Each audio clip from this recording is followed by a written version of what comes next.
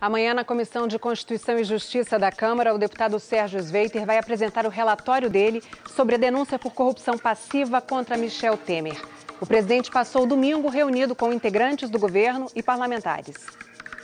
Michel Temer acordou cedo em busca de apoio. Chamou ao Jaburu o presidente da Câmara, Rodrigo Maia, do Democratas. É ele quem controla o rito de tramitação da denúncia contra Temer. Os dois tiveram uns 40 minutos de conversa a sós.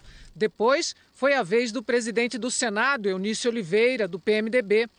Temer sabe que suas chances estão se evaporando a cada dia. Hoje, mais um ministro botou a cara nas redes sociais para defender Temer, atendendo a apelo do presidente. Em Mato Grosso, numa lavoura de algodão, o ministro da Agricultura falou que o governo vai até o fim. Para frente, Brasil. O Brasil é muito maior que as crises que nós vivemos. Sairemos dela muito mais forte e, com toda certeza, chegaremos em 2018 para entregar esse governo a quem de direito e a quem o povo brasileiro escolheu. Temer não mede esforços para pedir ajuda. Tentou até um encontro com o ex-presidente Fernando Henrique Cardoso. Hoje, a jornalista Andréa Sadi publicou no blog dela, no G1, que Fernando Henrique confirmou o convite de Temer para um encontro. Fernando Henrique respondeu ao blog que está verificando a agenda para saber se poderá encontrar Temer até terça-feira, pois tem viagem marcada para a Europa. Questionado sobre a crise, disse que a situação está muito ruim e que o PSDB ainda vai discutir a posição a ser tomada. Afirmou que não tem como antecipar a posição do PSDB. Disse que o presidente interino do partido, o senador Tasso Gereissati, expressou o sentimento da bancada tucana da Câmara, sentimento da sociedade, mas não de todos os governadores tucanos, ao dizer que a crise estava insustentável a cada dia e que a saída do PSDB do governo seria inevitável. O ex-presidente insistiu na renúncia de Michel Temer.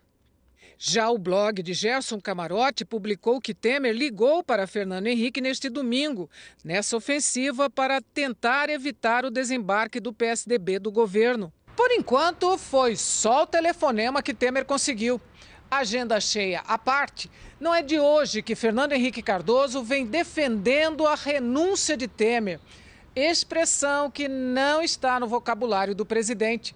O governador de São Paulo convocou os principais líderes tucanos para uma reunião com Fernando Henrique nesta segunda-feira. O que nós devemos fazer? Aguardar o término das reformas.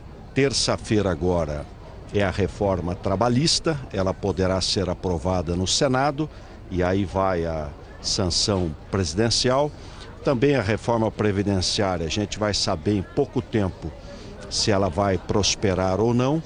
E a reforma política também tem data.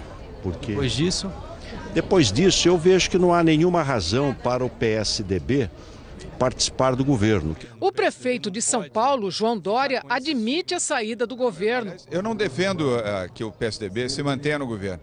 Eu defendo que o PSDB tenha um olhar para o Brasil. Como fazer para que as reformas continuem? Qual é a condicionante para que a reforma trabalhista prossiga e seja aprovada? Qual é a condicionante para que na evolução disso também a reforma previdenciária, ainda que com modificações, possa ser aprovada no Congresso Nacional? E principalmente como manter a economia e a conduta da economia apartada da questão política. Sem ficar no governo? Pode até ser sem ficar no governo. Acho que essa é uma questão do debate. Por isso essa reunião de segunda-feira. No voo de volta da Alemanha, onde participou da reunião do G20, Temer estava chateado com tucanos que o criticam e veio fazendo conta de quem está com ele na Comissão de Constituição e Justiça da Câmara. Não tem o apoio fechado de tucanos nem de democratas. Temer precisa de 34 votos e mesmo com as substituições que vem promovendo na comissão, o placar está apertado. Essas substituições vão trazer o risco. Não tem a garantia, porque o Eduardo Cunha fez isso no Conselho de Ética e foi um desastre.